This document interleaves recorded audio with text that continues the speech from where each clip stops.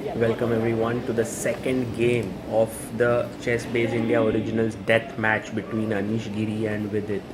After losing the first blindfold game, Anish is trailing by 1 full point. He has the white pieces now. This is a rapid game of 7 minutes plus 2 seconds increment. They've started off with the Italian. Now Anish is a big expert of this opening. He has also made a course on this on Chessable, so he would definitely be trying to push with it in this game and equalize the scores. With it, thinks for a bit, plays d6, c3 on the board. Very flexible setup for white. Can play on the queen side with b4, a4 if required. Also typical plan with knight d2, rook e1, knight f1, knight g3.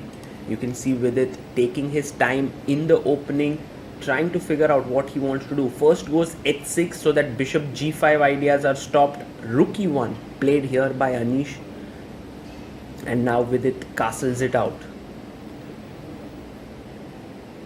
Now Anish has to decide what he wants to play. He goes knight bd2, a standard developing move, and a6 is the main move here, but with it goes bishop b6.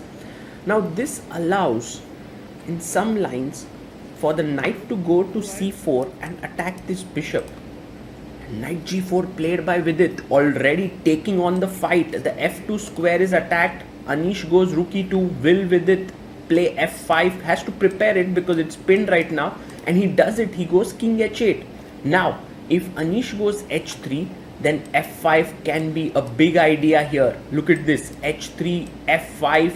If you take, I take back, opens up the bishop and the rook. This is what Anish is thinking, and that's why he's deciding whether he wants to play h3 or not. Both players down to 4 minutes and a few seconds on the clock. If Anish doesn't play, he plays h3 here, and with it instantly goes back. He doesn't even go for f5 because Anish was not obligated to take the knight.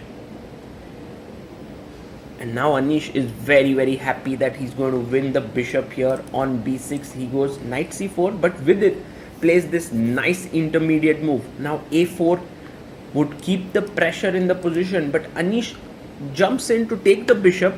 Now if you take a b6, then the bishop can simply drop back and white would have the bishop pair. So it's very important here for Vidit to make this intermediate move, which he does. Fantastic move. Bishop takes b3, attacking the queen on d1, so you can't really pick up the rook as your queen is hanging. Anish goes and picks up the bishop. A takes b6 on the board.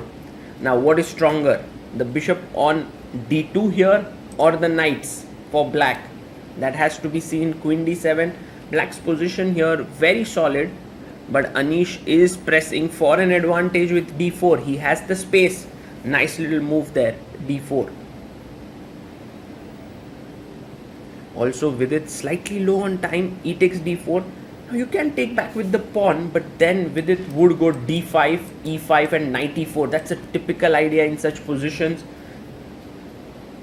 Anish takes with the knight. He says, I don't want to get into those issues here, and I'm happy to take it here. Rook e8 played, attacking the e4 pawn twice. And Anish brings his rook here. This is a small nagging edge for white, but with it goes very concretely. He plays d5, knight takes c6 played, and actually d5 was a fantastic move. B takes c6. Now e takes d5 on the board.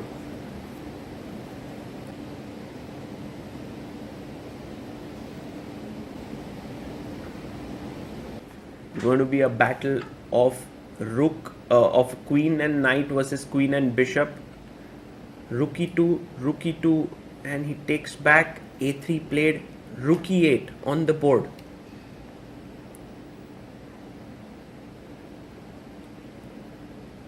Now Anish puts his bishop on e3. The knight jumps in to e4. The rook comes back. You can see both players have very little time, but Vidit is down to his last 15 seconds, while Anish has 1 minute 13 seconds. Rook d1, putting pressure on d5. Rook d8 played here.